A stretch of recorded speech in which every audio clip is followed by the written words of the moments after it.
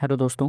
आज हम बात करेंगे हॉलीवुड की उस मास्टरपीस की जिसे थ्रिलर फिल्मों का गॉडफादर कहा जाता है, एल्फ्रेड हिचकॉक की साइको। एक ऐसी स्टोरी जिसमें इतने ट्विस्ट और टर्न्स है कि आपका दिमाग आखिर तक उलझा रहेगा।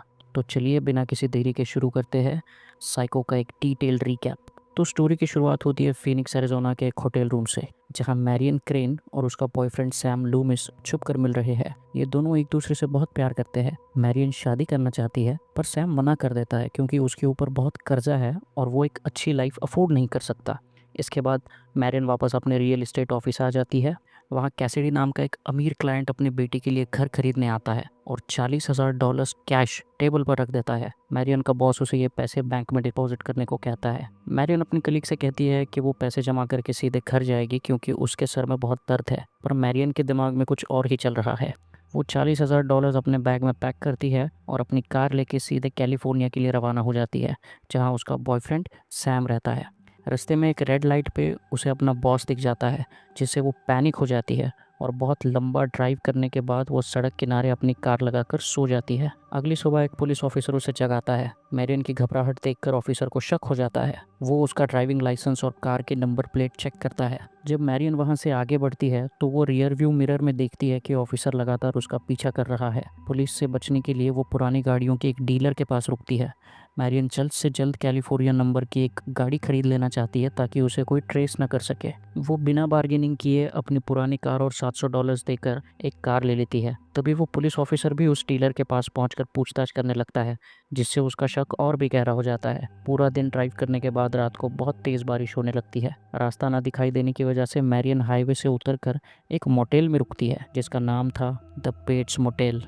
यहाँ उसे मोटेल का मालिक नॉर्मन बेट्स मिलता है। नॉर्मन बहुत ही शाय और सीधा साधा लड़का लगता है। वो मैरियन को रूम नंबर 1 दे देता है और बताता है कि मोटेल के पीछे बनी पहाड़ी पर एक बड़े से पुराने घर में वो अपनी बीमार माँ के साथ रहता है। नॉर्मन उसे डिनर पर इनवाइट करता है, पर जैसे ही वो जाने वाली होती है उसे नॉर्मन की माँ के चिल्लाने की आवाज़ें आने लगती है कि वो किसी भी अजनबी लड़की को घर में नहीं आने देगी। थोड़ी देर बाद नॉर्मन सैंडविचेस लेके मोटेल के पार्लर में आता है और मैरियन से माफ़ी मांगता है। मैरियन देखती है कि उस पार्लर में बहुत सारे मरे हुए बर्ड्स में भूसा भरकर सजाया गया है। नॉर्मन बताता है कि टैक्सीडर्मी उसकी हॉबी है। बातों बातों में नॉर्मन कहता है कि a boy's best friend is his mother.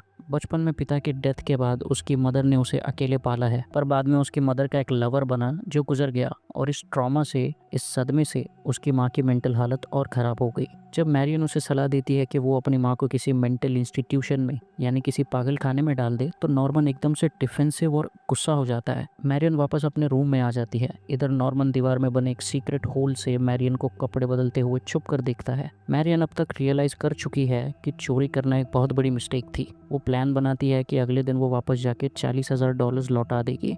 वो उन पैसों को एक न्यूज़पेपर में लपेट के बेड साइड टेबल पे रख देती है। अपने पाप धोने के इरादे से मैरियन नहाने के लिए शॉवर के नीचे खड़ी हो जाती है। पानी गिर रहा होता है, तभी बाथरूम का दरवाज़ा खुलता है। शॉवर कर्टन के पीछे एक नया साया नज़र आता है। उसके हाथ में एक बड़ा सा नाइफ है और वो एक औरत के कपड़ों में है। वो साया कर्टन हटाकर मैरियन को बेरहमी से अटैक कर देता है। मैरियन वहीं गिर पड़ती है और पानी से उसका सारा खून नाली में बह जाता है। ये सिनेमा हिस्ट्री का सबसे आइकॉनिक मर्डर सीन है। कुछ ही देर बाद नॉर्मन भागता हुआ कमरे में आता है और खून देखकर चिल्ला पड़ता है। उसे लगता है कि यह मर्डर उसकी माँ ने किया है। अपनी माँ को पुलिस से बचाने के लिए वो मैरियन की डेड बॉडी, उसका सारा सामान और वो न्यूज़पेपर मैरियन की कार के ट्रंक में डाल देता है। उसे पता ही नहीं था कि उस न्यूज़पेपर में $40,000 है। वो उस कार को पास के ही एक गहरे दलदल में जाकर पूरी तरह डुबो देता है।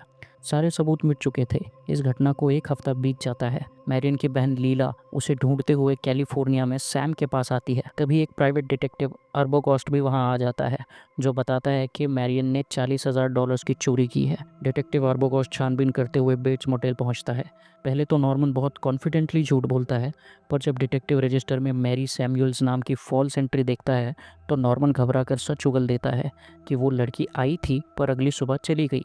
डिटेक्टिव को पीछे वाले घर की खिड़की पर एक साया दिखता है, पर नॉर्मन उसे अपनी मदर से मिलने नहीं देता। आर्बोगॉस्ट वहां से जाकर लीला को फ़ोन करता है और कहता है कि उसे नॉर्मन की स्टोरी पर शक है और वो वापस जाकर उसकी माँ से पूछताछ करेगा। डिटेक्टिव छुपकर घर के अंदर आ जाता है, पर जैसे ही वो सीढ़ियाँ चढ़कर फर्स्ट फ्लोर पर पहुंचता है, कमरे से एक औरत का साया बाहर निकलता है और नाइफ से डिटेक्टिव का भी खून कर देता है। वो सीढ़ियों से सीधे नीचे गिरता है। जब डिटेक्टिव वापस नहीं आता तो सैम मोटेल जाता है, पर उसे वहाँ कोई नहीं मिलता।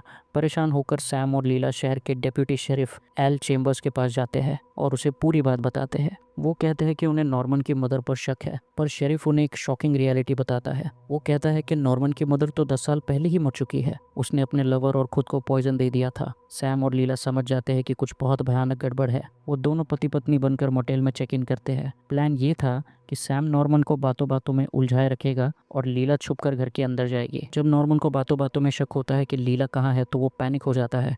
वो सैम के सिर पर वार करके उसको बेहोश कर देता है और घर की तरफ भागता है।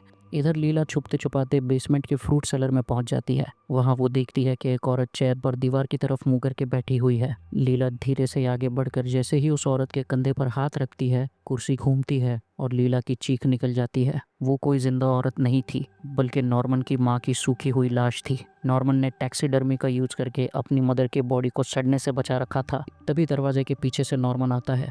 उसने औरतों वाले कपड़े और विग पहन रखी है। उसके हाथ में नाइफ है और वह एक औरत की आवाज़ में चिल्ला रहा है। इससे पहले कि वो लीला को मार पाता, सैम पीछे से आके उसे पकड़ लेता है और ओवर पावर कर देता है। अंत में पुलिस स्टेशन के अंदर एक साइकाइट्रिस्ट डॉक्टर रिचमंड इस पूरी साइकोलॉजिकल मिस्ट्री को सुलझाता है। वो बताता है कि असल में 10 साल पहले नॉर्मन अपनी माँ से डेंजरसली ऑब्सेस्ड था। जब उसकी माँ का एक नया लवर बना तो नॉर्मन जेलेसी बर्दाश्त नहीं कर पाया और उसने दोनों को पॉइजन देकर मार डाला।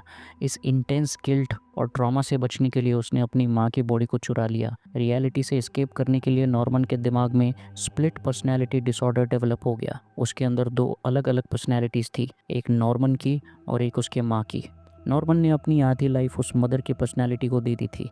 जब भी नॉर्मन किसी लड़की को पसंद करता था तो उसके दिमाग में बैठी माँ जेलेसी के मारे उस लड़की का मर्डर कर देती थी। मर्डर के बाद नॉर्मन वापस कंट्रोल में आता था और उसे लगता था कि उसकी माँ ने ही खून किया है, इसलिए वो एक ओबीडियंट बेटे की तरह अपनी मदर को बचाने के लिए सारे सबूत मिटा देता था।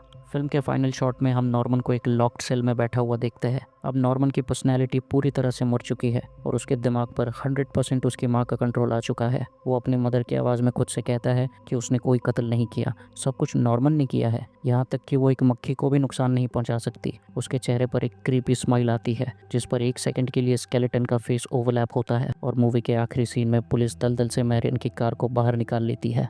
तो दोस्तों, ये थी अल्फ्रेड हिचकॉक की साइको की पूरी डिटेल्ड कहानी। अगर वीडियो पसंद आई हो तो इसे लाइक करें और चैनल को सब्सक्राइब ज़रूर करें। मिलते हैं अगले वीडियो में।